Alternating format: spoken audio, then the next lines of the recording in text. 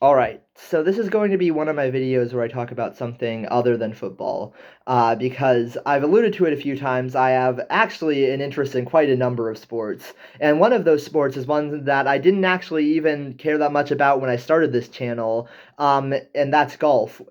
Over the summer, I randomly kind of just really got into the sport in a way I didn't really see coming. I didn't expect that to happen, but I was really fortunate. Basically, my first ever real interaction with golf was watching Rory McIlroy win the Grand Slam, which is something that only five other players in the history of the PGA Tour have done. So I was really fortunate there that the first time I ever watched a golf tournament, I happened to see someone do something that only five other players in the entire history of the PGA Tour have done.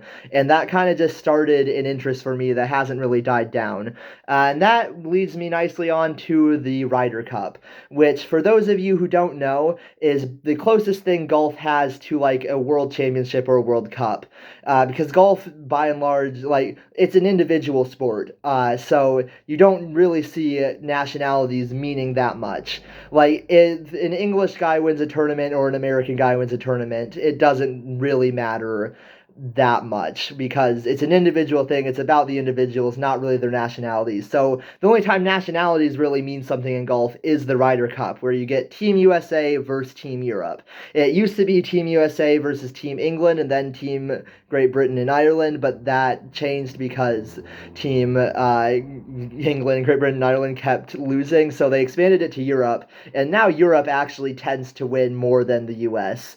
But recently, the home team has done very well, which brought some hope and ambition of victory for the U.S. in 2025. We had lost in Rome 2 years ago. So there was a lot of excitement, at least for me.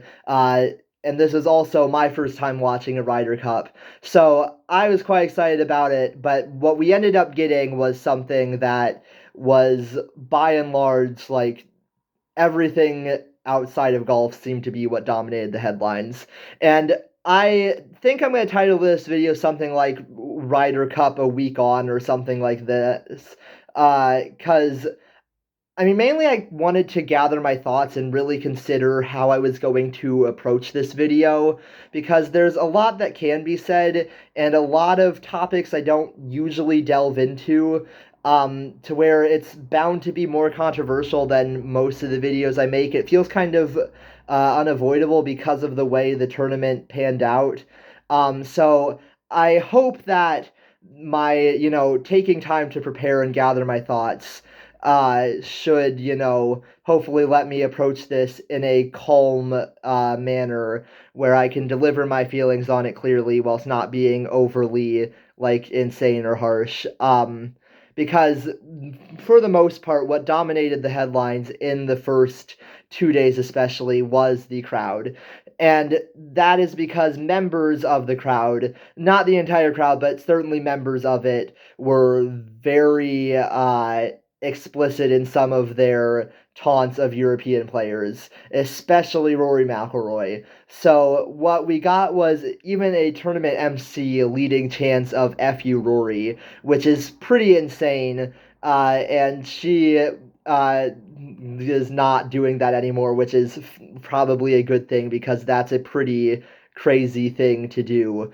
I mean, I don't know, because I am pretty used to footballing culture in the US or in Europe, where like this sort of thing is somewhat normal. Like I've been to Arsenal games where, you get the "what do we think of Tottenham" chants or "stand up if you hate Tottenham." And like that's just a normal thing. Like maybe it shouldn't be, but that kind of is what you do. And I've even been in the away end for matches, and you hear a lot worse then. And it is somewhat targeted chanting, but usually at a team more so than the players. And that's where I think golf is kind of unique in its fan culture, which has both positive and negative elements to it. Because what happens with golf is you can pay to go to an event, and you can then like you kind of walk around the whole thing because you have this big 18-hole course. That's a lot of area. And so you can watch and follow along. You can follow your golfers, your favorite golfers, if you want to. But also, that means you kind of get a proximity to them that you don't get in most sports. And also because it is an individual sport, any taunts or chants is more targeted usually. Um, so what you end up getting is a thing where fans can shout out at players in a way that gets a lot more personal than it would in most sports. Like again, I am an Arsenal supporter and so I hate Tottenham, but that is the club. Whereas in golf, you can do stuff like chant F you Rory, and that is very much targeted at one player, and so it gets a lot more personal. And what that ends up giving us is what we got at the Ryder Cup, where a lot of the European players were kind of targeted, and so that boiled over, and we saw some responses, whether that be McIlroy turning around and saying "shut the f up," or similarly Shane Lowry shouting "f you" at the fans. He actually had to be held back at one point, which is like.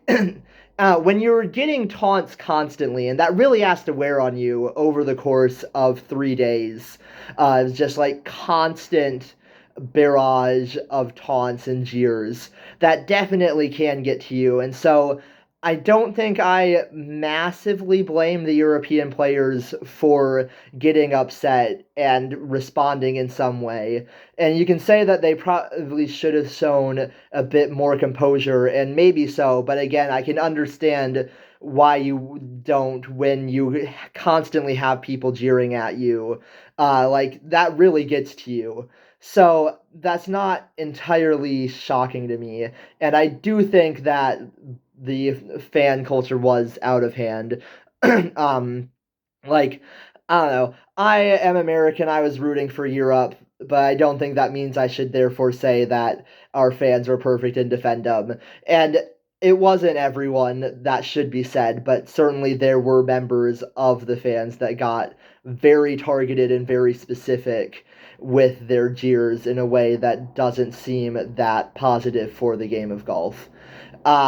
So you had this whole like cauldron of anger and resentment, and that was done in a lot of ways. I've seen a lot of stuff directed at Americans, and in particular Donald Trump and quote Trump's America, and that is something that like I so here's where I really am struggling with how I want to approach this, but I'm gonna go for it. So I'm going to read out. This is from the Bible. This is Romans verses 6 to 11. So starting from Romans 6, going to 11. You see, at just the right time, when we were still powerless, Christ died for the ungodly. Very rarely will anyone die for a righteous man, though for a good man someone might possibly dare to die. But God demonstrates his own love for us in this: while we were still sinners, Christ died for us. Since we have now been justified by his blood, how much more shall we be saved from God's wrath through him? For if, when we were God's enemies, we were reconciled to him through the death of his Son, how much more, having been reconciled, shall we be saved through his life? Not only is this so, but we also rejoice in God through our Lord Jesus Christ, through whom we have now received reconciliation.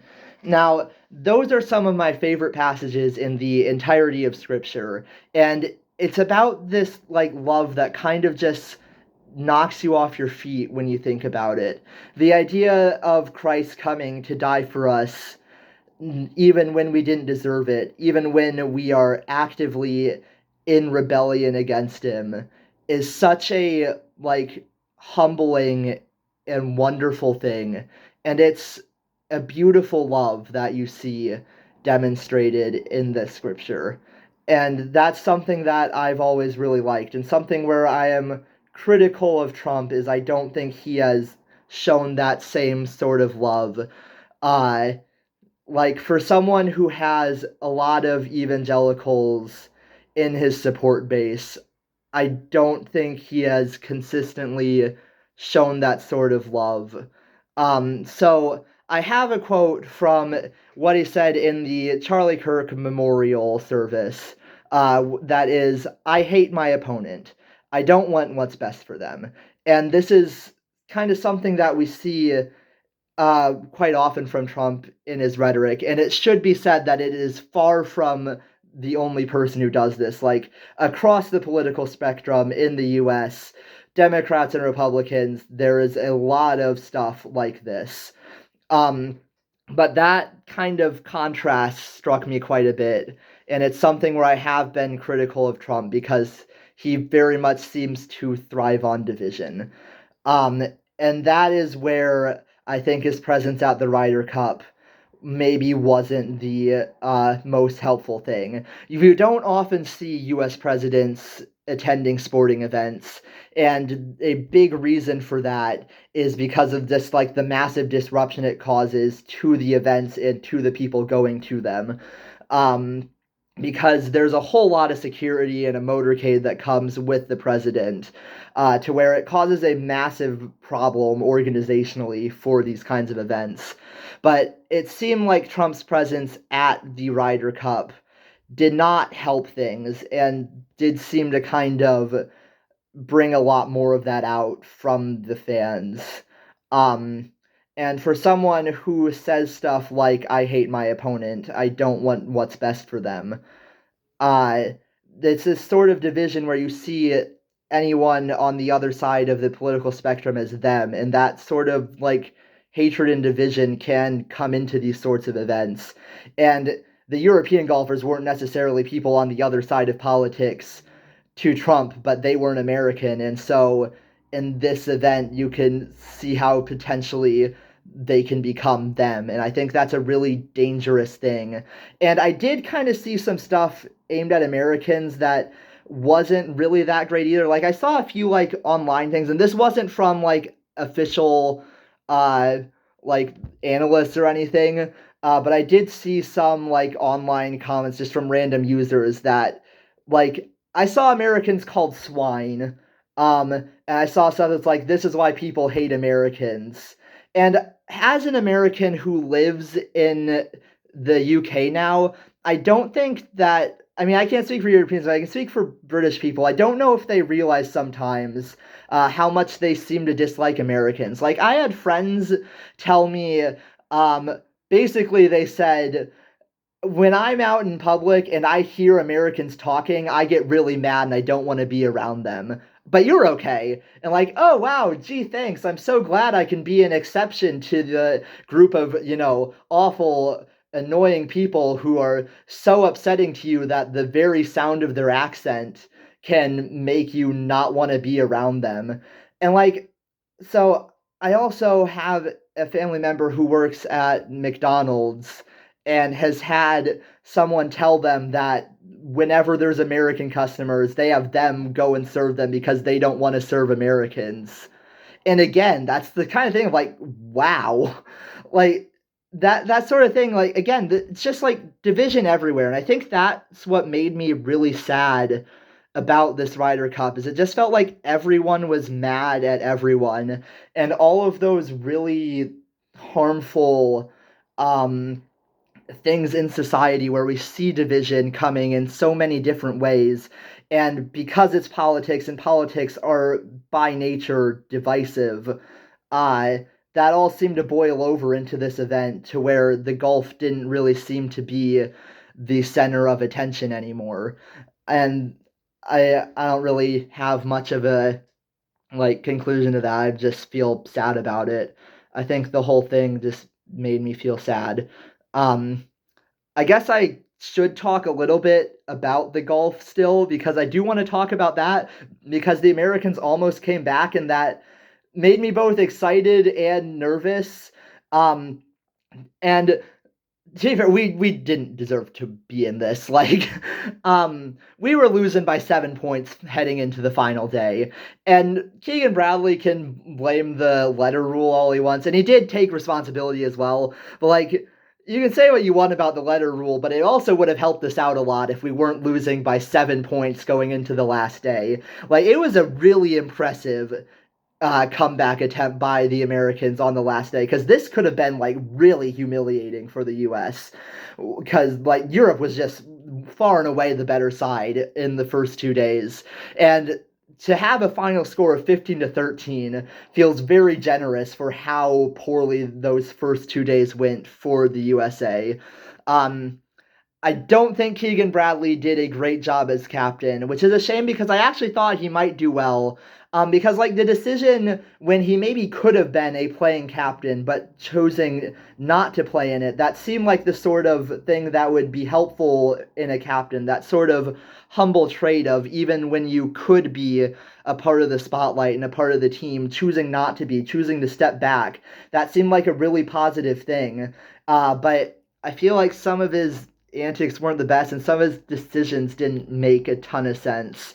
So, Data Golf, which is a fairly respected golf analyst site, put out some information before the Ryder Cup that kind of suggested that of every possible pairing for foursomes, that English and Morikawa might legitimately be the single worst pairing the U.S. could have done for for the foursomes. And data isn't everything. Like Bradley is well within his right to choose that anyways, even if some data site says otherwise.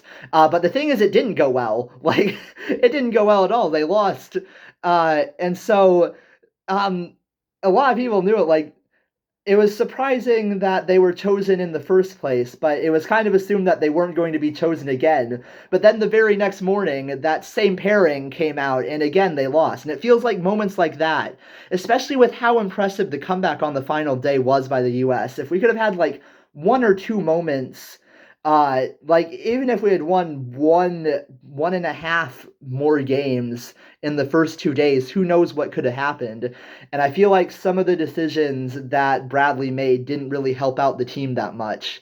Um, so I I wasn't super impressed by his captaincy.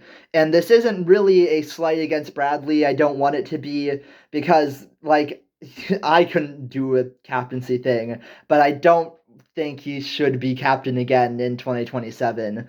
Um, so, yeah. At the same time, I was really excited because I wanted to see the U.S. win still because I am American and I want to root for my country and I want to see him win. Uh, but I also, like, if we had won, I don't know the amount of stuff that went on and everything around the fan experience at this Ryder Cup.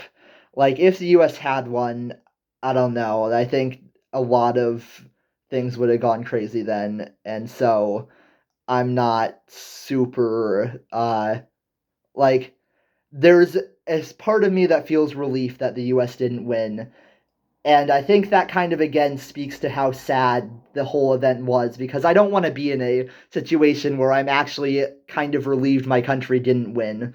Um, so yeah, looking ahead to 2027, there are some talks about like people are kind of in conversation about what might 2027 look like. That's 2 years in the future now, but it will be in Europe.